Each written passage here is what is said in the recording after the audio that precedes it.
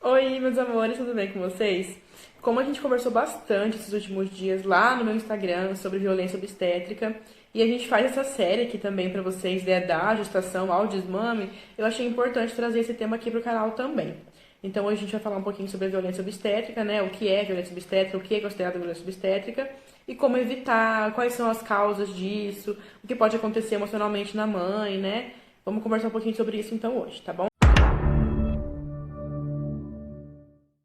Existem algumas coisas que são consideradas, né, violência obstétrica, mas a mãe nem imagina, nem sabe, nem sonha, porque é tão rotineiro, tão assim fácil de acontecer no hospital, né, se torna uma coisa tão rotineira, que as mães às vezes acham que não é violência, e na verdade é sim. Como, por exemplo, ter acesso negado a um acompanhante no hospital é um tipo de violência obstétrica. Quando a mãe está em trabalho de parto natural e é aplicado ocitocina nela, né, que é o famoso sorinho na veia da mãe, é também considerado violência obstétrica, caso a mãe não peça, né, também é considerado, porque quando faz sem consentimento da mãe. A mãe ser privada de encontrar o bebê na primeira hora de nascimento, né? Às vezes o bebê nasce, às vezes é cesárea mesmo, o neném nasce ali, eles levam o bebê pra incubadora ou pra algum outro lugar, nem mostra pra mãe, ou às vezes mostra e já sai, aí fica lá fechando, né? Terminando o procedimento com a mãe, leva a mãe pro quarto, depois de 2, 3 horas, às vezes leva o bebê pra mãe. Então demora muito pra mãe ter contato com esse bebê, isso também é considerado violência obstétrica. Episiotomia, né, o famoso piquezinho ali na hora de nascer o bebê, também é considerado violência obstétrica. Manobra de Christeler, que é aquela manobra que tanto no parto normal quanto na cesárea, né, os médicos fazem muito e é proibido, que aperta aqui a barriga da mãe para poder descer o bebê mais rápido e acelerar o processo de parto. Tudo que causa algum desconforto físico, emocional, para essa mãe durante o trabalho de parto, durante a estadia dela nesse hospital, né, durante o pré-natal dela também, é considerado violência obstétrica sim e pode ser recorrido pela mãe.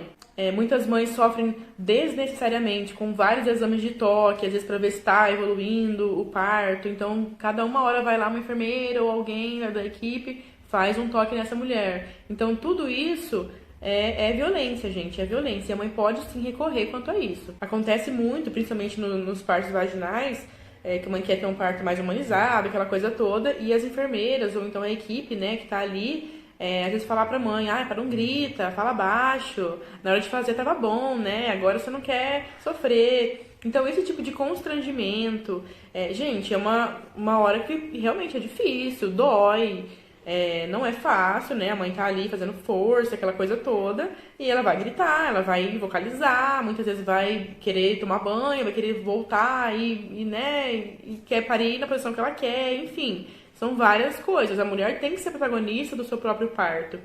E aí o médico, ou então a equipe chegar e ficar falando pra ela, na hora de fazer tava bom, isso não é legal, para de gritar, se concentra, faz mais força. As mães tá lá, não aguento mais, o médico faz força, ou então o médico aplica a ocitocina nela pra ela, né, ter aquele pique lá, não tava na hora certa de aplicar, e aí simplesmente a mãe perde a força na hora que mais precisa, ou então dá uma anestesia. Então, assim, são N situações que ocorrem que depois que o bebê nasce, que fica tudo lindo, ok, a mãe entende, né? Fica tudo bem, não, eu entendo, tudo certo, o médico foi ótimo. Mas na hora que ela passa por aquilo, é estressante, é traumático, pode ficar uma sequela emocional ali nessa mãe e até uma sequela física, né? A gente sabe que episiotomia, por exemplo, é só um piquezinho. Mas, gente, ele corta todos os tecidos, todas as camadas da pele. Então, para o bebê nascer ali e lacerar super, é muito mais fácil do que só deixar o bebê nascer naturalmente. Se lacerar, as lacerações têm níveis, né? Tem graus de laceração. Então, tem laceração leve até a mais grave. E mesmo a mais grave ainda é mais leve do que picotar ali. Porque esse picotezinho que você dá ali, dependendo de como for o período expulsivo, pode emendar, né? A mãe pode emendar ali o períneo dela, vai rasgar todo. Então, assim, quando você pega um papel, por exemplo, uma folha de sulfite, você puxa ele bem, é difícil de rasgar. Se você faz um picotezinho nele e puxa, ele vai rasgar muito mais fácil. Então, você já deu um caminho ali pra rasgar, digamos assim, né? Vamos abrir o verbo bem claro aqui. Então, gente, é proibido ser feito. O médico que faz está cometendo crime, sim. E a mãe tem que estar ciente de tudo isso, né? Tem que estar muito bem informada para que se um dia por acaso acontecer algum tipo de coisa ou ela perceber que vai acontecer, ela conseguir evitar isso antes, certo?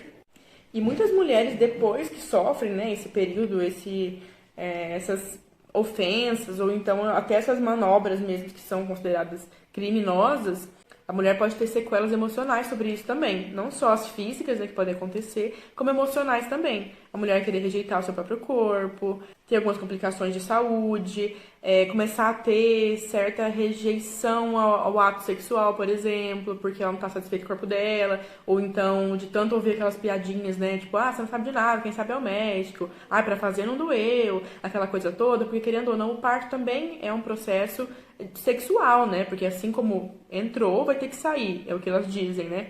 Então, acaba se tornando um processo sexual também. A mulher vai ter sua intimidade posta à prova também nesses momentos. Então, ela começa a ter, depois desse período traumático, né, do parto, ela começa a ter rejeições também sexuais, começa a desenvolver uma ansiedade, uma depressão pós-parto. Tudo isso pode ser decorrente de uma violência obstétrica, tá? Às vezes a mulher nem sabe que ela sofreu isso, e a hora que ela vai perceber, e sabendo disso agora, ela vai falar, nossa, é verdade, no meu parto eu passei por isso, isso, isso, e realmente eu fiquei mais emotiva, fiquei mais afastada, me privei um pouquinho mais do marido depois. Então tudo isso pode acontecer, não só fisicamente, como emocionalmente, psicologicamente, rejeição com o bebê também depois, por ter sido um período muito difícil dela passar ali naquela hora, ela rejeitar o bebê também. Então é muita coisinha que a gente não sabe, só vai saber depois que já passou. Então, quando você sabe sobre isso antes, você consegue privar. Falar, olha, até aqui é o meu limite, eu não quero que faça isso. Aqui eu não gosto que mexa. Eu não quero receber o toque de novo. Eu não quero fazer cesárea, mesmo que eu esteja me induzindo a fazer cesárea. Eu sei que isso não é indicação de cesárea, por exemplo. Então, a mulher tem que saber o que está acontecendo. Você poder ter o seu filho assim, logo após o parto, para receber a primeira mamada, nem que o bebê não mame, o bebê vai ficar do seu colo ali, sentindo o seu cheiro, às vezes vai lamber, vai sentir, né? Esse contato pele a pele na primeira hora de nascimento é muito importante. E se a mãe não pode ter isso por conta de alguma intercorrência ou alguma coisa super grave, ok, a gente sabe que realmente vamos prezar primeiro a saúde do bebê e da mãe. Só que, na maioria dos casos, é super natural e acontece e é necessário. Sair da mãe e já ir pro colo dela automaticamente. É muito importante esse momento. Então, assim, fique atenta com os profissionais que você tem ao seu redor, principalmente durante o pré-parto, né? O pré-natal é muito importante, sim, mas eu costumo dizer para algumas pacientes minhas que se a mãe leva todas as dúvidas dela ou leva alguma sugestão pro médico e o médico só, né, fica cortando e não concorda com nada, não quer o bem-estar dela, é do jeito dele e pronto, talvez compensa você trocar de profissional, né? Troca de médico, procure uma segunda opinião, leve essas dúvidas suas, leva seu plano de parto, leva tudo isso pro seu médico e vê o que ele fala. Se ele começar a te cortar e ver que não é isso que você quer, que você almejou tanto, você pode trocar de médico, né? Tenta uma coisa nova, tenta uma coisa diferente. Não se sujeite a passar por algumas coisas que na gestação já é difícil. Imagina na hora do parto, né? Se você precisar de alguma ajuda, de algum auxílio, como esse médico vai reagir. Então é importante você saber muito bem a equipe que você está contratando, né? E a equipe que vai estar do seu lado no momento mais importante da sua vida, que é o nascimento do seu filho. Então, como que a gente pode evitar essas violências obstétricas? Como que a gente pode evitar que isso aconteça? Fazer um plano de parto bem bonitinho, ter uma doula do seu lado, né, que vai te auxiliar nesse período, se informar o quanto mais você puder, assistir documentários. O Renascimento do Parto é um documentário muito bom, que eu indico para todas as minhas pacientes. Assistam. Vai ter parto normal? Assista. Vai ter cesárea? Assista. Porque é importante saber como que é o cenário no nosso Brasil e como que funciona dentro das maternidades, né? Às vezes elas têm um procedimento padrão lá, um protocolo, que não é aceitável, mas como é protocolo daquela instituição, eles acabam fazendo como rotina. Eles sabem que é errado e fazem mesmo assim. Então é importante você conhecer o que pode, o que não pode ser feito e o que realmente é viável você passar. Participe de roda de gestante, curso de amamentação. O máximo de informação que você puder absorver, ótimo, melhor. Porque quando o bebê nasce, parece que você não sabe nada. E quando você está bem instruída, você vai lembrar, olha, a fulano falou lá aquele dia pra mim que é assim que faz a pega correta, às vezes está doendo por causa daquilo. Eu vou tentar fazer. Aí você vai, faz, ajeita a pega bonitinho, certinho, e aí você vai ver que não dói, vai ser mais fácil. Então, ter as informações antes de você ir pro hospital vai diminuir, assim, a porcentagem em 90% do que você poderia ter, né, de intercorrência lá no hospital ainda. Porque às vezes eu atendo as mães só em casa depois que recebeu alta. E quando eu vou ver, já tá tudo bagunçado, tudo machucado. Poderia muito bem ter feito um atendimento mais fácil no hospital, e essa mãe tá bem bonitinha quando chegasse em casa, sem dor, sem machucado, sem nada.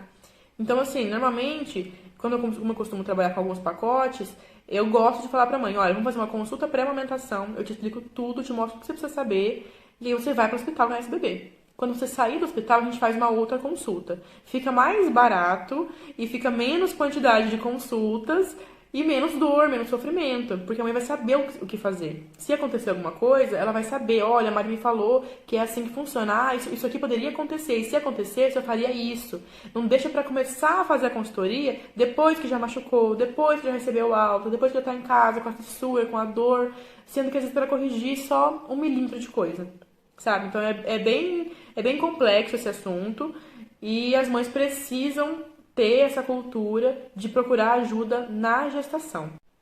E mais uma coisa muito importante, violência obstétrica você pode sim denunciar, tá? No 180, que é a violência contra a mulher, a violência obstétrica cai também dentro desse número para vocês ligarem e denunciar esse tipo de violência. Reúna todos os documentos que você tem, testemunha se tiver e vai atrás dos seus direitos, tá? Porque isso é uma violência, é crime e você pode sim recorrer contra o médico, contra o hospital ou contra quem quer que seja que tenha feito isso com você. Então, gente, por hoje é isso. Se vocês têm alguma dúvida sobre esse assunto, sobre a violência obstétrica, sobre o que você sofreu, né? Manda pra mim por mensagem. Eu vou deixar também aqui embaixo as minhas redes sociais. Manda um direct lá no Instagram pra mim, ou então no WhatsApp mesmo, se vocês quiserem, vocês têm acesso a mim. Se qualquer dúvida que vocês tiverem, me mande. Ou então conhece alguém que sofreu alguma violência e você não sabe se é violência ou se não é, manda lá o relato de caso pra mim que eu vou estudar certinho, comentar com vocês, porque ainda há tempo de reverter essa situação, né? Talvez a sua sequela emocional, física, você não consegue reverter, mas a justiça pode ser feita, tá? Então, assim, só um alerta pra vocês, eu quis trazer esse tema, esse assunto dentro dessa série, para que mais mulheres possam conhecer sobre esse assunto e você saber que não é só uma amamentação, tá? A gestação é muito mais do que isso, a amamentação é só uma parte disso e é importante sim a mulher ter conhecimento, ter instrução, ter informação, porque não podemos ficar caladas quanto a isso, certo? Então até o próximo vídeo, vejo vocês em breve. Tchau, tchau!